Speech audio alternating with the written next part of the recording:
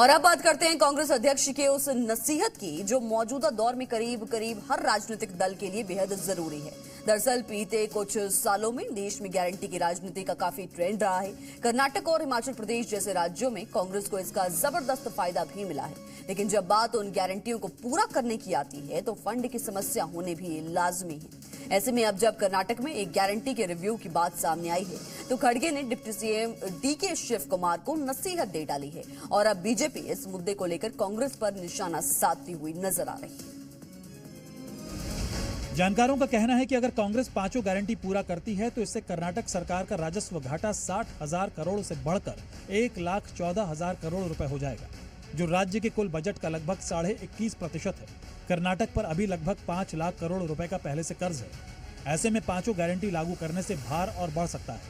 दरअसल बीते कुछ साल से भारतीय राजनीति में फ्रीबीज का ट्रेंड काफी तेजी से बढ़ा है, जिसकी मदद से चुनाव के वक्त हवा का रुख अपनी तरफ करने की पूरी कोशिश की जाती है। लेकिन सरकार बनने के बाद आर्थिक तंगी की वजह से कई बार सियासी वादे पूरे नहीं हो पाते हैं। कर्नाटक की ही तरह हिमाचल में कांग्रेस सरकार के सामने भी फंड की गंभीर समस्या है। इसी साल फंड की कमी की वजह से हिमाचल में सीएम सुक्खू ने मंत्रियों और संसदीय सचिवों के 2 महीने के वेतन पर रोक लगा दी थी। साथ ही पुरानी पेंशन योजना को बहाल करने के कारण हिमाचल सरकार को उधार लेना पड़ा था, जिससे राज्य के उधार लेने की क्षमता में लगभग 2,000 करोड़ रुपए की कमी आई। और अब खड़गे ने इशारों ही इशारों में कर्नाटक के साथ साथ बाकी राज्यों में कांग्रेस सरकार को भी सोच समझकर ऐलान की बात कही है। तो वहीं इस पूरे मामले पर बीजेपी को राहुल गांधी पर निशाना साधने का मौका मिल गया, क्योंकि इससे बड़े गंभीर सवाल उठते हैं।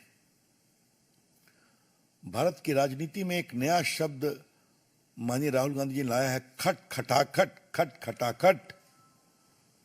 तो ये जो कई चुनावों से खट खटाखट चल रहा था, उसका खटाखट का क्या होगा?